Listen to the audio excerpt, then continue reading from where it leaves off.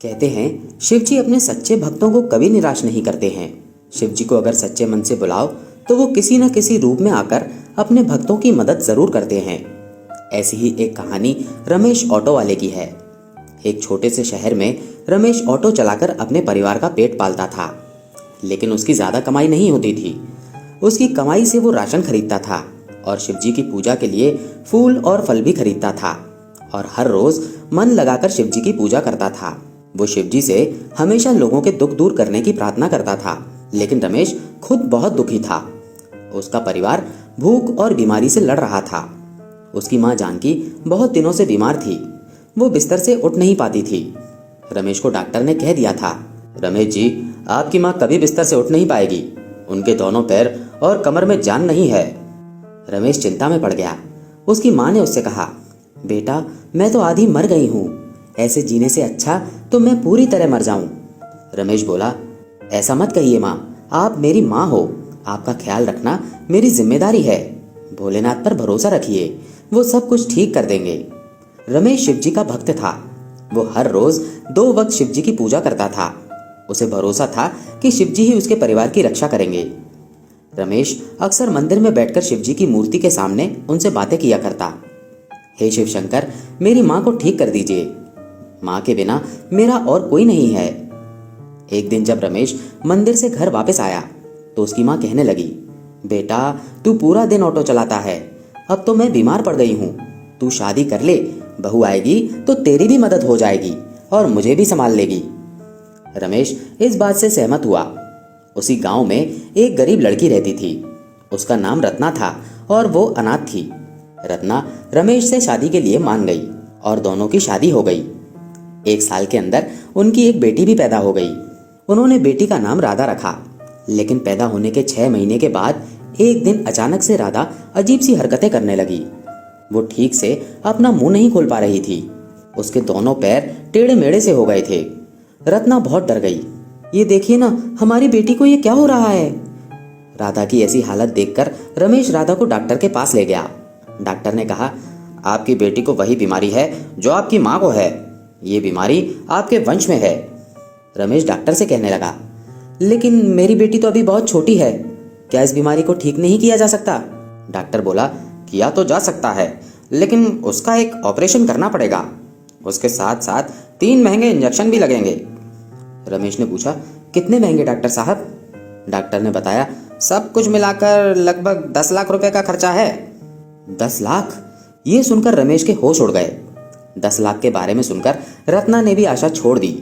वो दुखी मन से कहने लगी, हम जैसे गरीबों के लिए इस दुनिया में और कुछ नहीं बचा है। 10 लाख तो हम पूरा जीवन काम करके भी नहीं कमा सकते।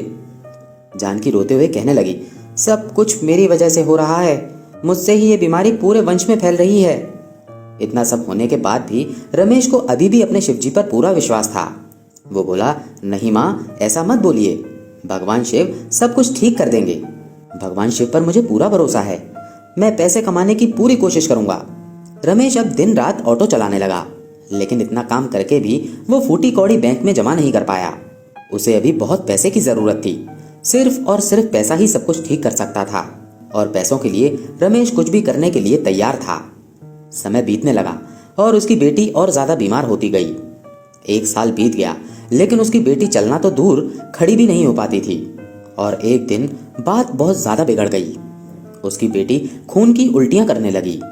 ये देखकर रत्ना और रमेश बहुत घबरा गए और उसे जल्दी जल्दी अस्पताल ले जाने लगे। रत्ना अपनी बेटी को लेकर ऑटो में बैठ गई और रमेश ऑटो चलाकर अस्पताल चला गया।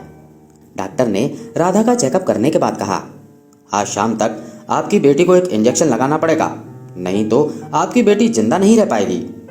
एक इंजेक्शन की कीमत 2 लाख है। रमेश सोचने लगा, आज शाम तक मैं 2 लाख कैसे लाऊं? लाना पड़ेगा, नहीं तो अपनी बेटी को खोना पड़ेगा। डॉक्टर ने तो ये कह दिया, लेकिन रमेश को कुछ समझ नहीं आ रहा था। उसके ऑटो में शिवजी की एक मूर्ति थी। उसके सामने हाथ जोड़कर रोते हुए रमेश ने कहा, हे शिव शंकर, आज चाहे कुछ भी हो जाए, मुझे अपनी बेटी को बचाना होगा। चाहे मैं मर जाऊं, लेकिन मेरी बेटी को मैं बचाकर ही रहूंगा। बस आप मेरा साथ मत छोड़ना। रमेश ऑटो लेकर चला गया। पहले उसने बहुत सारे लोगों से उधार मांगा, लेकिन किसी ने उसे उधार नहीं दिया। पूरे दिन में रमेश को एक भी पैसेंजर नहीं मिला। उसकी जेब में एक भी पैसा नहीं आया। वो अंदर से टूट गया और रोने लगा। हे शिव शंकर, क्या मैं अपनी बेटी को नहीं बचा पाऊंगा? कैसा बाप हूं मैं, मुझे तो मर जाना चाहिए। रमेश अस्पताल लौट गया और देखा अस्पताल से उसकी बीवी और बेटी को बाहर निकाल दिया गया है। उसकी बीवी सिसक सिसक कर रो रही थी और उसकी बेटी जमीन पर पड़ी हुई थी। वो पूछने लगा, रत्ना क्या हुआ हमारी बेटी को? रत्ना बोली, वो मर गई। पैसा ना होने के कारण हमें यहाँ से निकाल दिया गया। रमेश रोने लगा, हे भगवान, मैं अपनी बेटी को बचा नहीं पाया। हे भगवान, मैं क्या करूं? काफी देर सोचने के बाद रमेश को याद आया कि अब उसको बेटी का अंतिम संस्कार करना है, लेकिन उसकी जेब में उसके लिए भी पैसे नहीं थे।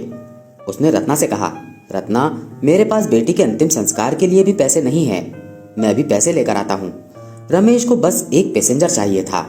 रमेश इधर उधर ऑटो लेकर भटकने लगा और मन में शिव जी को बुलाने लगा, हे भोलेनाथ, मैं अपनी बेटी को एक अच्छी जिंदगी तो नहीं दे पाया, लेकिन अच्छे से अंतिम संस्कार करना चाहता हूँ।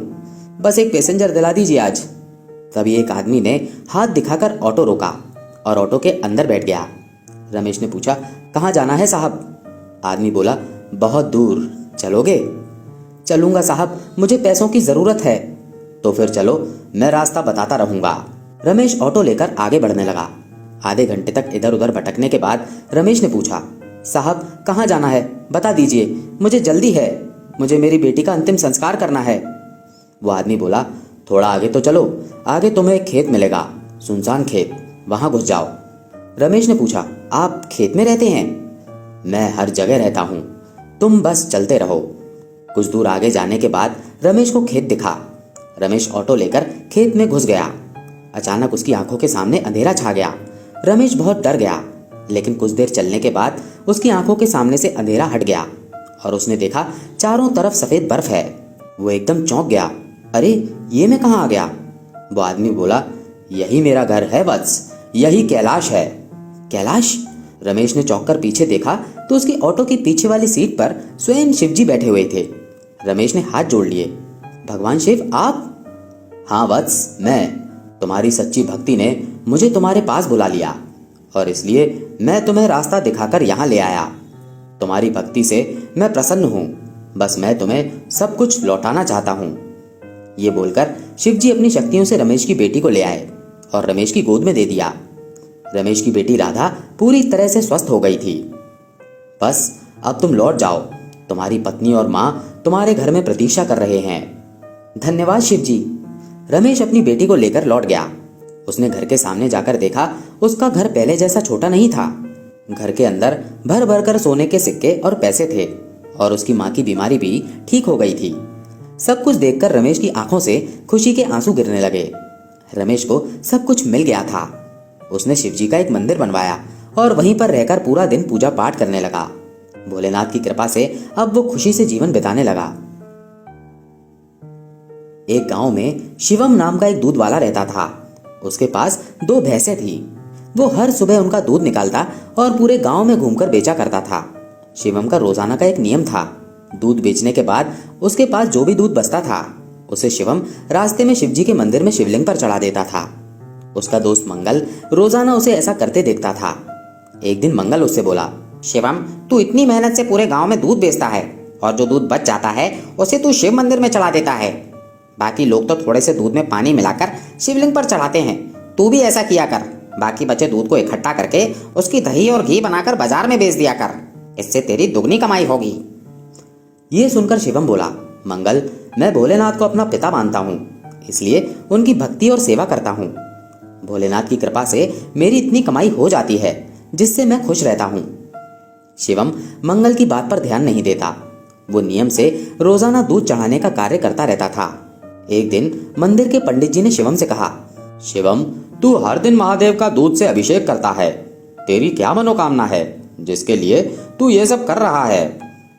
शिवम बड़े भोलेपन से बोला, पंडित जी, मुझे भोलेनाथ से कुछ नहीं चाहिए। मैंने कई बार कुछ लोगों को दूध में पानी मिलाकर चढ़ाते देखा। मुझे लगा भोलेनाथ पानी मिला दूध पीकर कमजोर ना हो जाएं, इसीलिए मैं उनको दूध चढ़ा देता हूँ। शिवम के भोलेपन को देखकर पंडित जी हंस दिए और बोले, अच्छा अच्छा, फिर ठीक है। एक दिन गांव में बहुत तेज बारिश हो रही थी। बारिश के कारण शिवम दूध बेचने नहीं जा सका। उसका सारा दूध बच गया। उसने सोचा, आज कितना दूध बच गया, मैं इसे शिवलिंग पर चढ़ाता हूँ। वो सारा दूध लेकर मंदिर में पहुंच जाता है, जिसे देखकर पंडित जी कहते हैं, शिवम, ये दूध तो बहुत सारा है, इसे शिवलिंग पर चढ़ाओगे तो ये बहकर खराब हो जाएगा। शिवम पंडित जी से बोला, लेकिन मैं इसका क्या करूं, मैं ये दूध वापस घर भी नहीं ले जा सकता। ये सुनकर पंडित जी बोले, तुम एक काम क्यों नहीं करते, तुम सारे दूध की खीर बनाकर भोलेनाथ को भोग लगाकर गांव में खीर का प्रसाद बांट दो, इससे तुम्हें पुण्य मिलेगा। शिवम बोला, पंडित जी, ये तो आपने बहुत अच्छा विचार बताया है, मैं अभी जाकर बाजार से खीर बनाने का सामान लेकर आता हूँ। शिवम को पंडित जी की बात अच्छी लगी और वो बाजार से खीर बनाने का सामान ले आया। शिवम ने खीर बनाकर भगवान शिव को भोग लगाया और सारे गांव में खीर का प्रसाद बांटा। इधर कैलाश पर्वत पर भगवान भोलेनाथ के ऊपर खीर लगी देख माँ पार्वती उनसे बोली, ये तो जरूर भगवान कृष्ण की भेजी हुई कोई चमत्कारी खीर दिखाई पड़ती है, जैसे कोई उनका आशीर्वाद हो। भोलेनाथ बोले, नहीं नहीं पार्वती, ये मेरा प्रिय भक्त शिवम है। उसकी निश्चल भक्ति ने मेरा मन जीत लिया है। वो मुझे अपना पिता मानकर मुझे प्रतिदिन दूध और खीर का भोग लगाता है। वो मेरी चिंता करता है और मुझे बिना पानी मिला दूध चढ़ाता है। मेरे भोले भाले भक्त की भावना देखो, वो ये समझता है कहीं पानी मिला दूध पीने से मैं कमजोर ना हो जाऊं, इसीलिए वो दूध से अभिषेक करता है। ये सुनकर माता पार्वती बोली, प्रभु, फिर तो अपने इस भक्त पर कृपा करने के लिए हमें इसकी परीक्षा लेनी चाहिए। शिव जी बोले, तो देर किस बात की देवी पार्वती, हम अभी पृथ्वी पर चलते हैं और अपने भक्त शिवम की परीक्षा लेते हैं। भगवान शिव और देवी पार्वती ने सेठ सेठानी का भेष बना लिया और शिवम के घर पहुंच गए। उनको देखकर शिवम ने कहा, नमस्ते जी, कहिए आपको मेरे से क्या काम है। सेठ जी बने भगवान शिव बोले, हमने तुम्हारे बारे में बहुत सुना है, तुम बहुत ताज़ा और शुद्ध दूध बेचते हो, इसलिए हम तुमसे दूध खरीदना चाहते हैं। तुम रोजाना अपना सारा दूध हमें बेच दिया करो। सेठानी बनी माता पार्वती बोली, हम हर दिन तुम्हारा सारा दूध खरीद लेंगे और तुम्हें दूध बेचने के लिए पूरे गांव में भागना भी नहीं पड़ेगा। हमारे लोग यहीं से दूध ले जाएंगे और पैसे तुम्हें दे देंगे। शिवम बोला, मैं आपको सारा दूध नहीं दे सकता।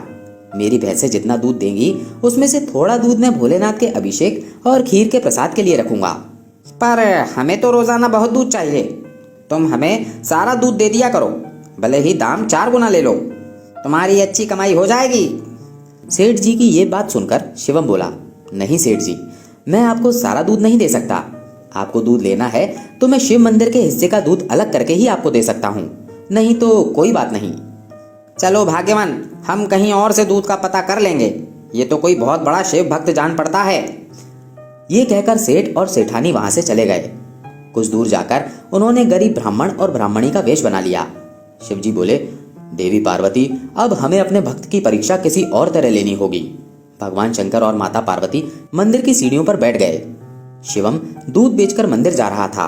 उसने एक गरीब ब्राह्मण ब्राह्मणी को रोते देखा तो उनसे पूछने लगा, आप दोनों क्यों रो रहे हैं? मुझे अपनी परेशानी बताइए, शायद मैं आप दोनों की कुछ सहायता कर सकूं। ब्राह्मण बोला, बेटा, हम दोनों कई दिनों से भूखे हैं, हमारे पास खाने को कुछ नहीं है। शिवम बोला, आप दोनों परेशान मत होइए, मेरे पास कुछ दूध बचा हुआ है और ये डिब्बे में थोड़ी सी खीर है। आप ये दूध पी लीजिए और ये खीर खा लीजिए, इससे आपका थोड़ा पेट भर जाएगा। दूध पीकर और खीर खाकर ब्राह्मण बोले, भगवान तुम्हारा भला करे बेटा, तुमने ये दूध पिलाकर और खीर खिलाकर तृप्त कर दिया। तभी ब्राह्मणी बोली, पर बेटा, ये प्रसाद और दूध तो तुम भोलेनाथ के लिए लाए थे, तुमने हमें दे दिया, तुमने हमारे लिए अपना नियम क्यों तोड़ दिया? ये सुनकर शिवम बोला, यदि मैं आपको भूखा छोड़कर भगवान शिव को दूध और खीर का भोग लगाता तो वो भी इसे ग्रहण नहीं करते, क्योंकि जिस तरह से मैं उनको अपना पिता मानता हूँ तो वो आपके भी तो पिता हैं, तो मैं उनकी संतान को भूखा कैसे रख सकता था? इसलिए दूध और खीर मैंने आपको दिया। शिवम की भोली भाली और पवित्र बातों को सुनकर भगवान शिव और माता पार्वती अपने असली रूप में आ जाते हैं। उन्हें देखकर शिवम उनके चरणों में गिर जाता है। भोलेनाथ कहते हैं, शिवम, मैं तुम्हारी सच्ची भक्ति से बहुत प्रसन्न हूँ, मांगो तुम्हें क्या चाहिए? प्रभु, मुझे आपकी भक्ति के सिवा और कुछ नहीं चाहिए। मुझे आपकी भक्ति करके जो खुशी मिलती है उससे बढ़कर मेरे लिए और कुछ नहीं है। भोलेनाथ बोले, शिवम, तुम मेरे सच्चे भक्त हो, आज के बाद तुम्हारे जीवन में कोई दुख नहीं रहेगा। मेरा आशीर्वाद सदैव तुम्हारे साथ रहेगा। शिवम को अपना आशीर्वाद देकर भगवान शिव और माँ पार्वती अंतर्ध्यान हो जाते हैं। उस दिन के बाद से शिवम का जीवन सभी सुखों से भर जाता है। दोस्तों, आपको ये वीडियो कैसी लगी कमेंट करके जरूर बताइएगा, और अगर अच्छी लगी हो तो वीडियो को लाइक करके कमेंट में हर हर महादेव अवश्य लिखिएगा। हर हर महादेव।